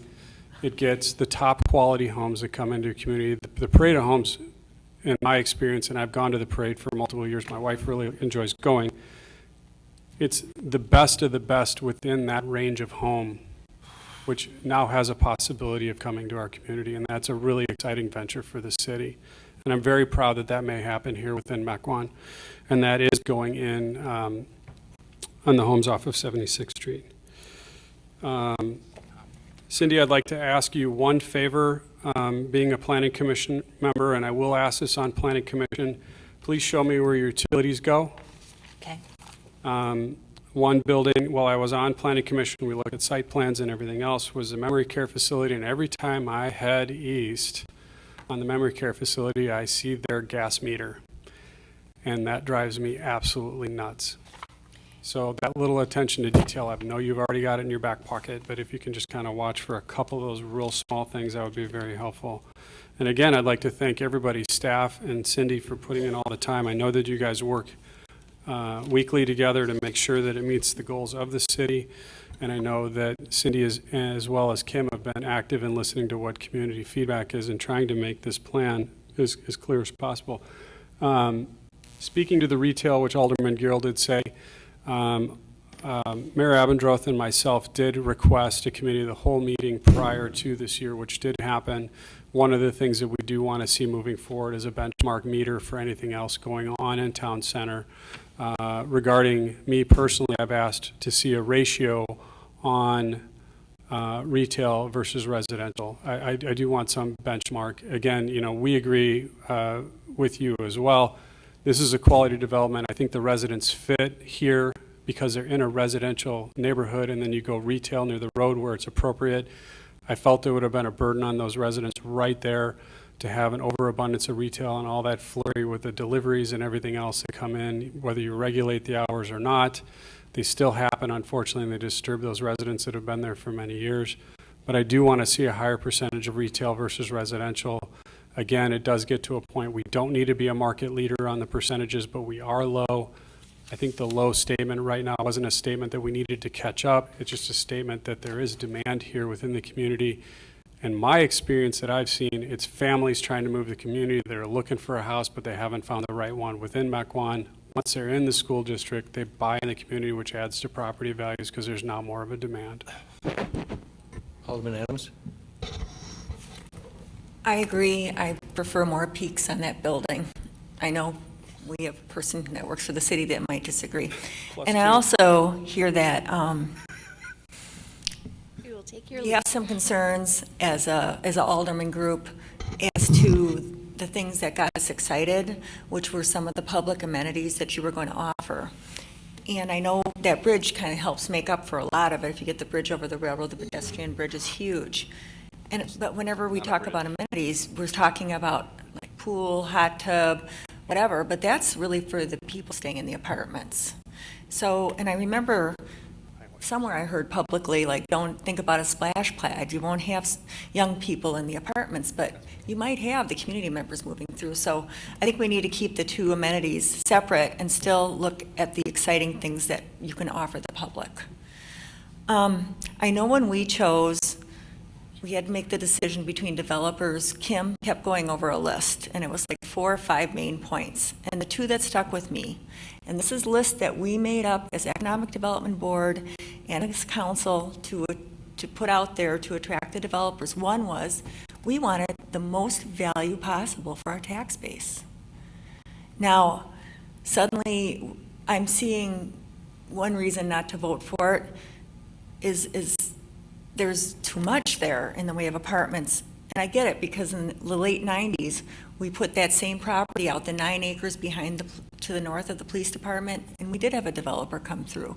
And back then, we were looking at little townhomes and things, but the developer didn't do it. And there's got to be a good reason besides the economy changing. But as a council, we made the commitment to try to look for the most value.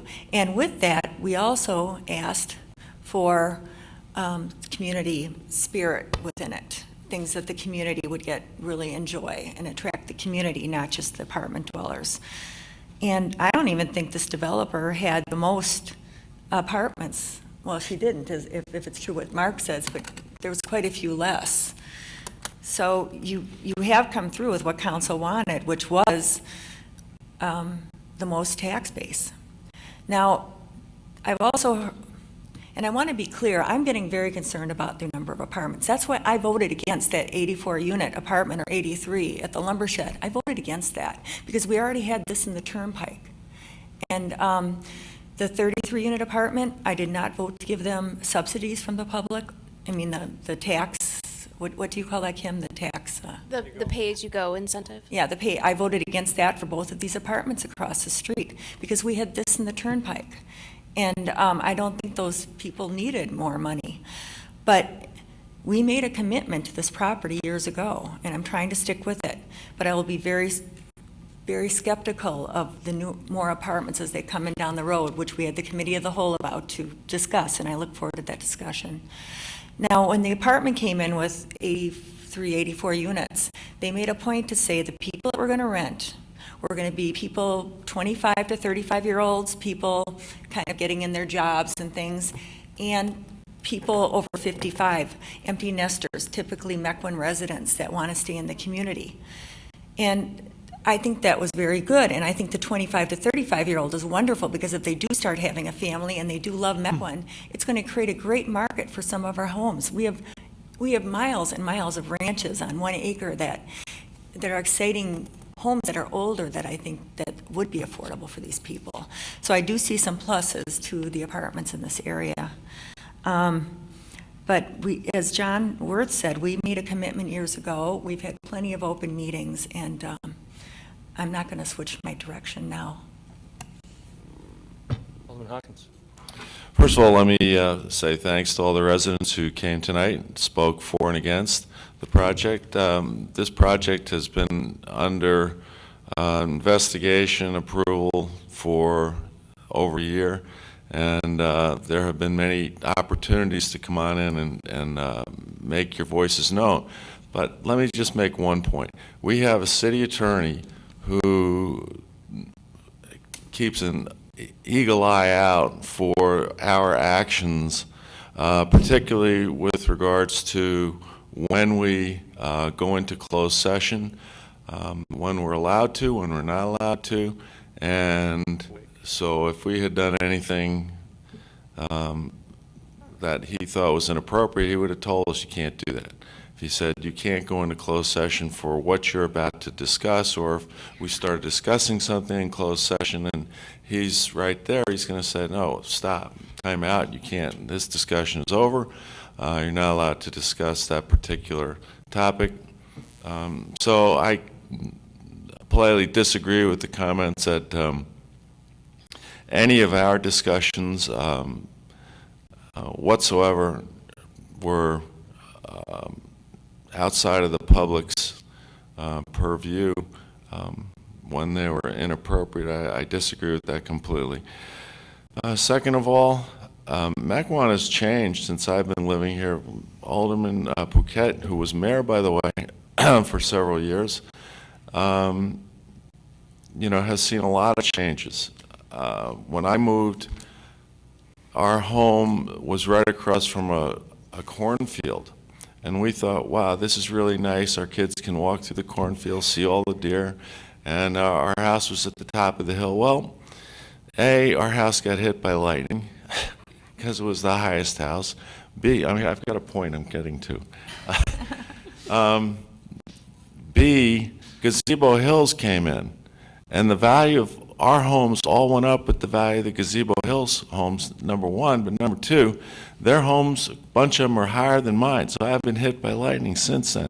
So I think, my point is that there are going to be some people who are going to object to different things. We've heard objections to the town center as a whole, going back to the late, not me, I didn't serve on the council then, but for those who did, who are here tonight, heard objections going back to the 1990s, late 1990s about the town center. I think today everybody's pretty happy with the progress we've made. There's still a lot of progress that needs to be made, but there are a lot of people who've been involved with eyes on the projects, and input like yours tonight.